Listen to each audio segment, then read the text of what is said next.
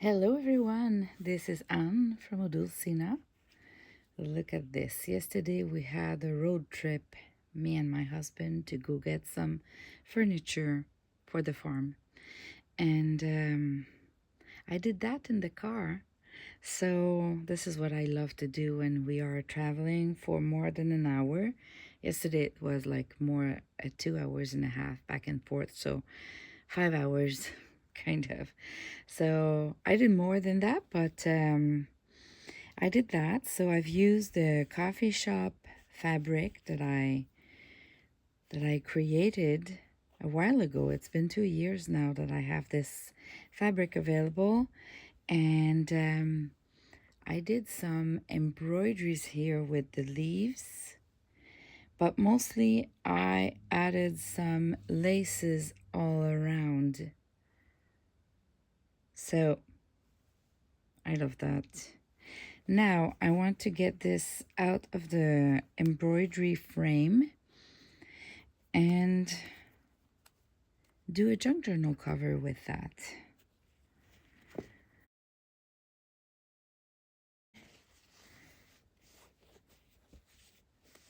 I could use that in a quilt or to decorate a cushion or doing a pocket on a bag. But I am still a lot into junk journals. So I've left that here, and yeah, because I don't know how I'm gonna use it all on my junk journal. So that's a start. To transform that beautiful piece into a junk journal, I'm thinking I'm gonna create kind of a flap cover that is more squarish. It doesn't need to be that square because I can trim a little bit the fabric here and everywhere. But I love those 6x9 inches envelopes, and I'm thinking I could use the wrong side like that to put the fabric on, and then this would be the hook and it would look beautiful. I can put it this way if I prefer. So I just need to create kind of a square, not too large, and then I'm going to build my junk journal with that. This would be kind of a flap like that, glued to the cover of a junk journal. You see what I mean? So that would be this as a flap. And what I love about the envelopes is that it's sturdy enough, but it's soft. It creates noises.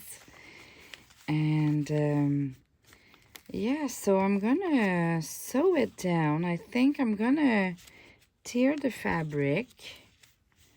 I'm gonna tear the fabric to match the size of this envelope. I need to glue this down first.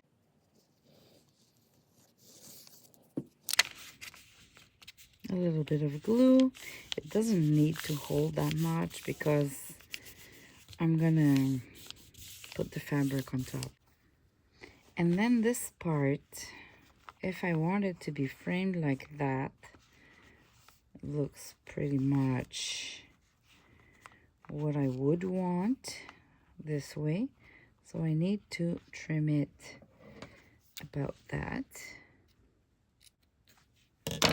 When I did my embroideries and adding the lace, I didn't do the sewing everywhere. I did the sewing, the end stitching, pretty much in the middle, so I could always lift some parts and add more, you know, if I wanted to expand it. So this like that, a little bit at the top too I need to remove. And this is the beauty of using a 100% cotton. It's that we can tear the fabric on both sides, the vertical and horizontal of each piece of fabric.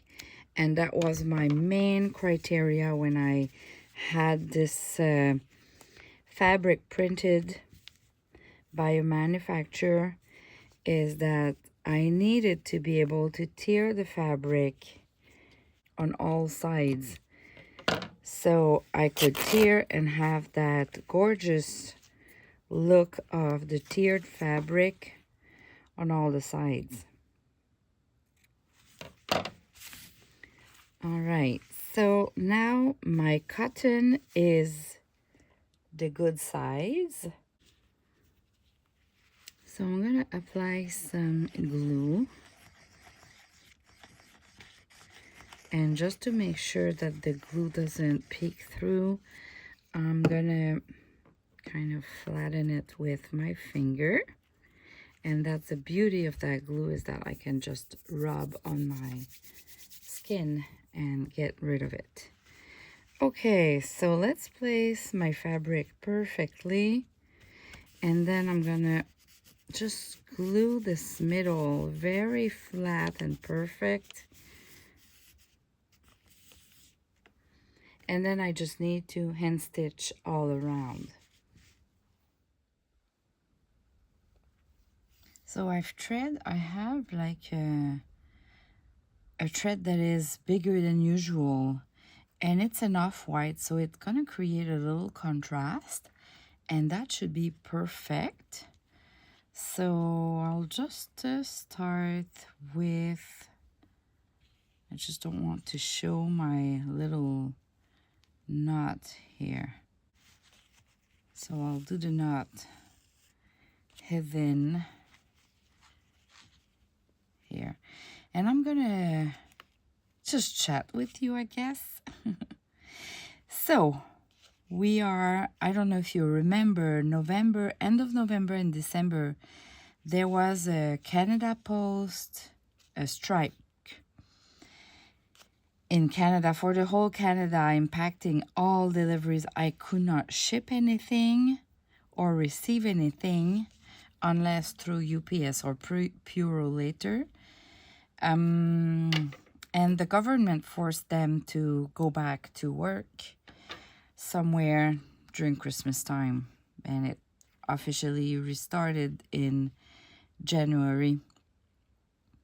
But he forced them to go back until May 22nd, which is coming back. And during that whole time, 5 months, they didn't make a progress into getting an agreement or a new union contract. Now we are almost end of May, and well, the strike might come back. For how long, right? So if you're planning to make any purchase in my shop that needs a delivery, not the digitals, but any fabric, sari, silk, fancy yarns, printed papers, well, maybe it's time this week to really do your purchases, either from my Etsy shop or my website, so I can ship it this week before the stripe comes back. This is devastating, because little businesses like me, we count on them. And the thing is, those big UPS and Puro later, they are good for bigger packages. But in my case, when you buy even 10 fabrics and a bunch of things, it's always considered like a small package. It's always the low rate packages. And to go with UPS or others, that would be like a $5-10 more of shipping fees. So I don't think it's worth the price. I mean, at some point you cannot pay more shipping than the actual value of the thing. So that would be ridiculous. So yeah, if they go back on Stripe, I'll have to close the shop again. And that is really bad and sad.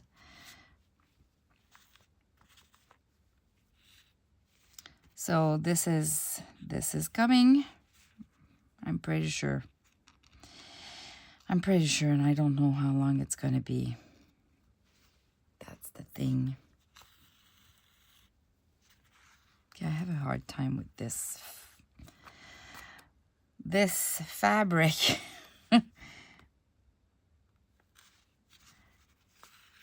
I'm not really good at hand stitching. I don't mind. It doesn't need to be straight. It doesn't need to be quick. At the end, it's gonna look gorgeous as long as I just do little stitches, straight stitches, following a line, a fake line. That should be all good. Sometimes I think we are too hard on ourselves.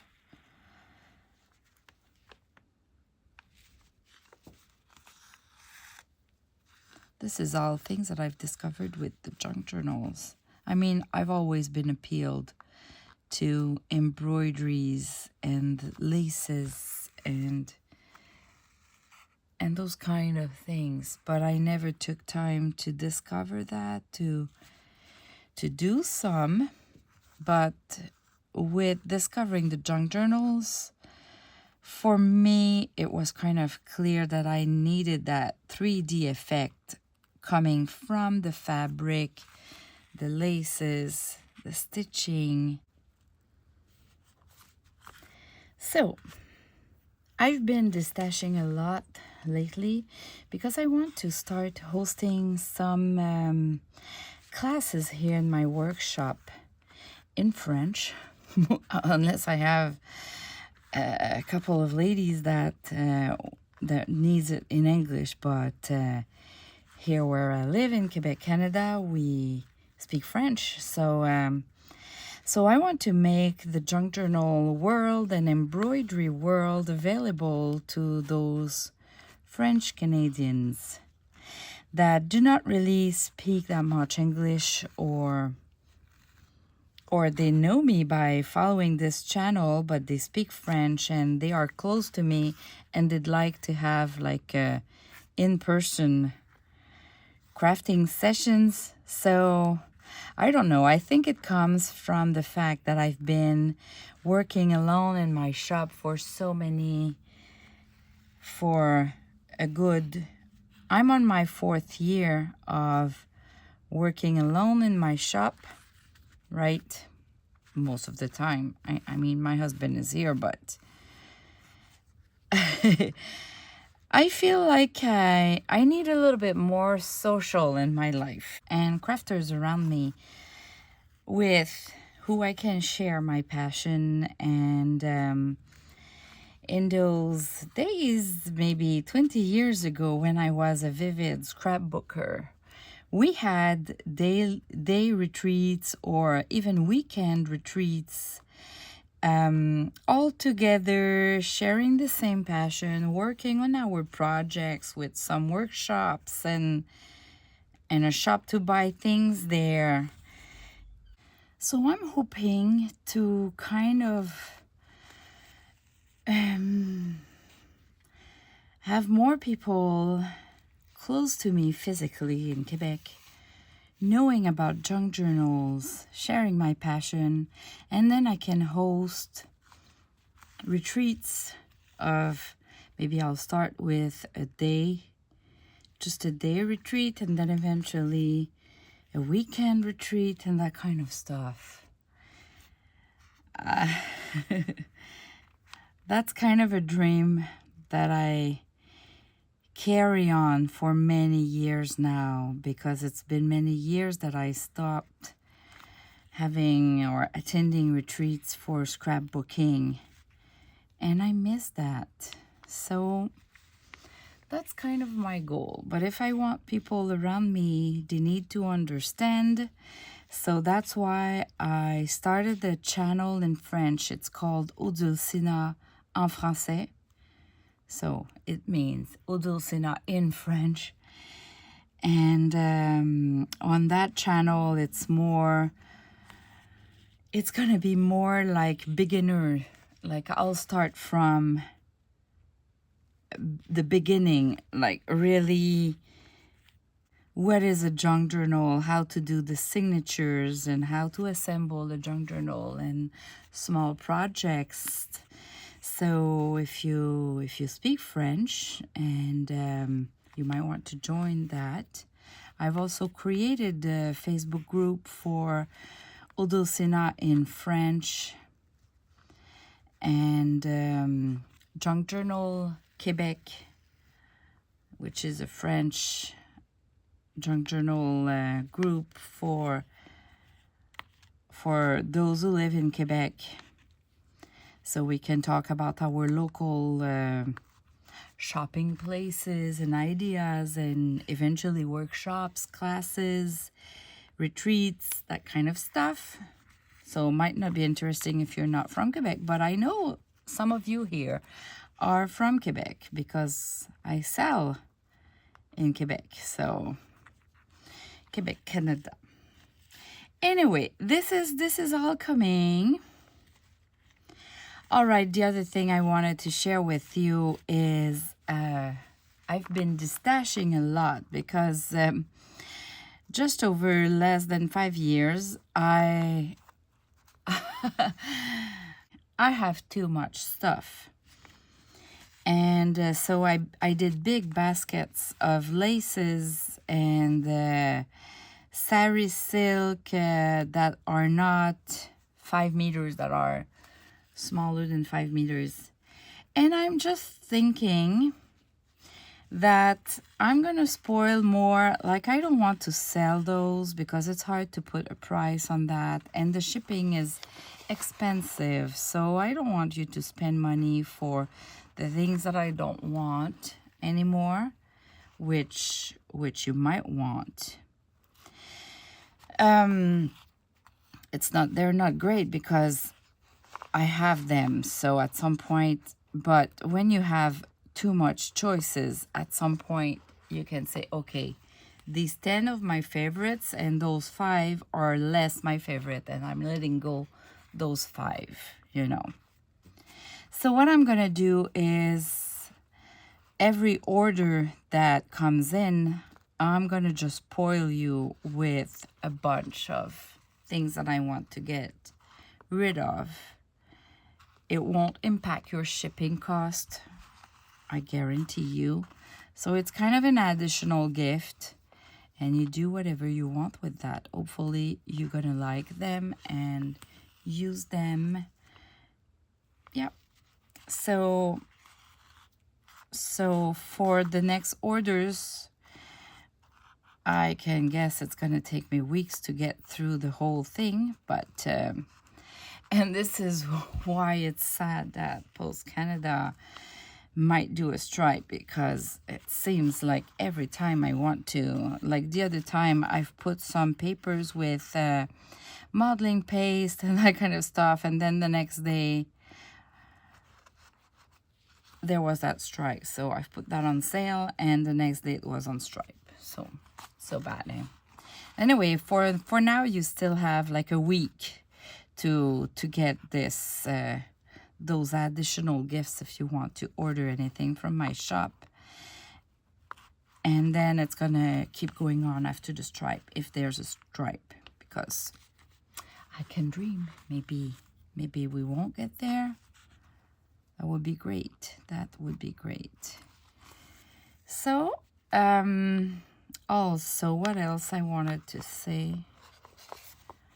I just need to be on frame here, not in the fold of the envelope. But look how it looks. Do you like that stitching? Just a little detail, but it makes a difference, right? I love the sound of the, well, now it's a little bit more complex with that envelope, but you know, when the needle passed through the fabric, I love that sound, and the thread going through as well. There is something relaxing. I would not say satisfying, but I would say relaxing for me. And that's something I want to bring, is being conscious of where we put our time and the impact of our time, our hobbies. Meaning, this kind of hobby, the junk journals, the embroidery, we can look at it like if it's just a waste of time or creative time, just basic creative time. But it is more than that. It is definitively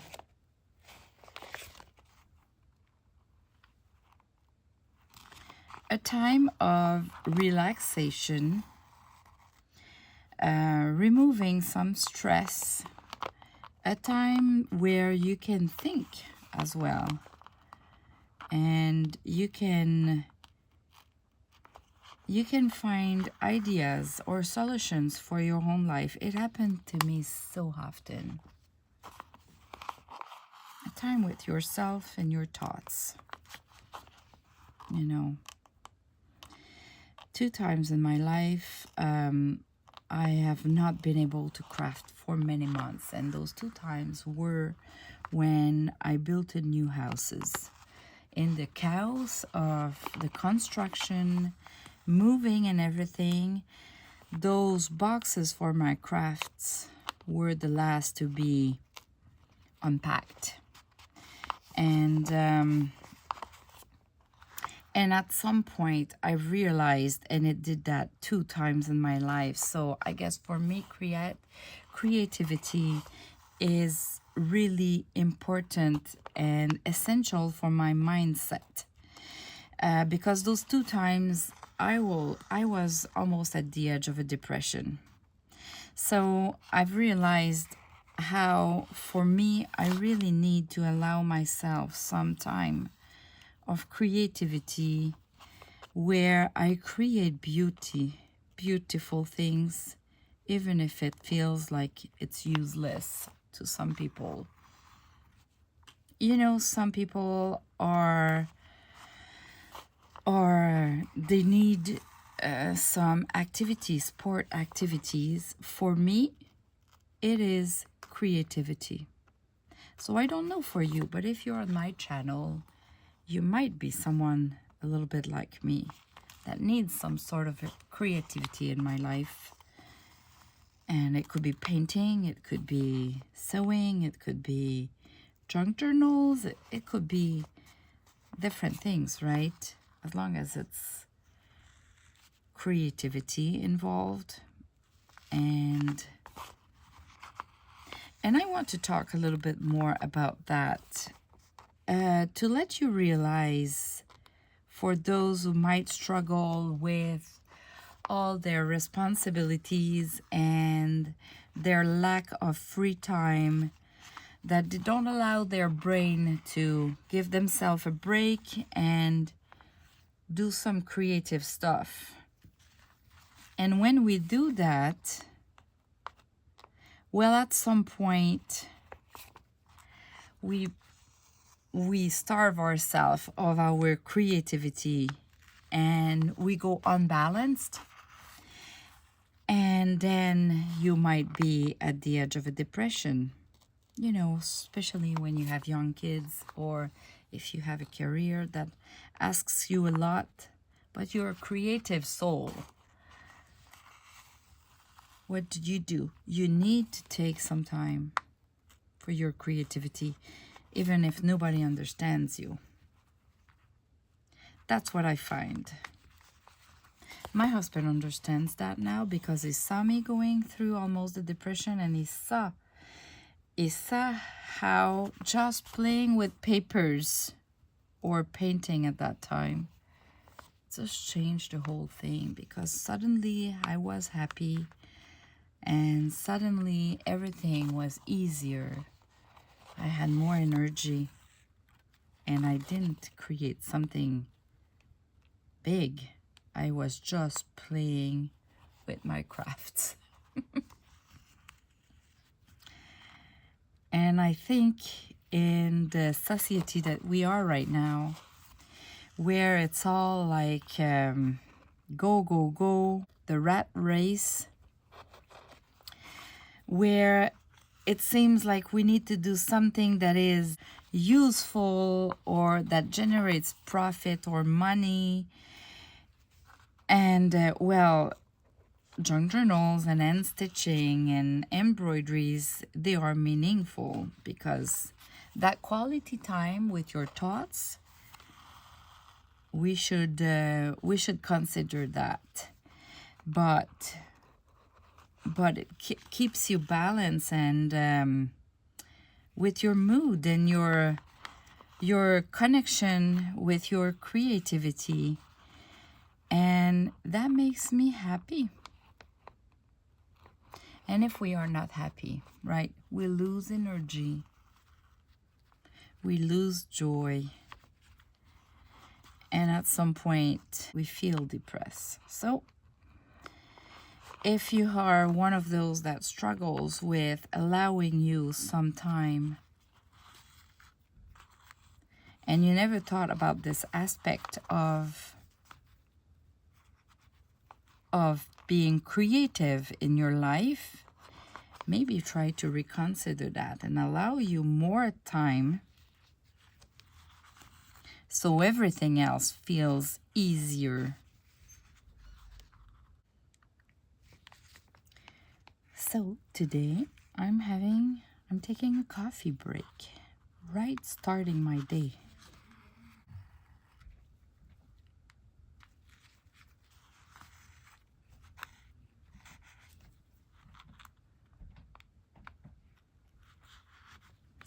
Because yesterday was a big day and I just feel tired today. So I'm gonna keep going on with my creative projects. It's just 15 minutes, right? But it makes a difference because it feels like my creativity is fed with just 15 minutes. Maybe I'll be able to have more later on today, but I have another big day today.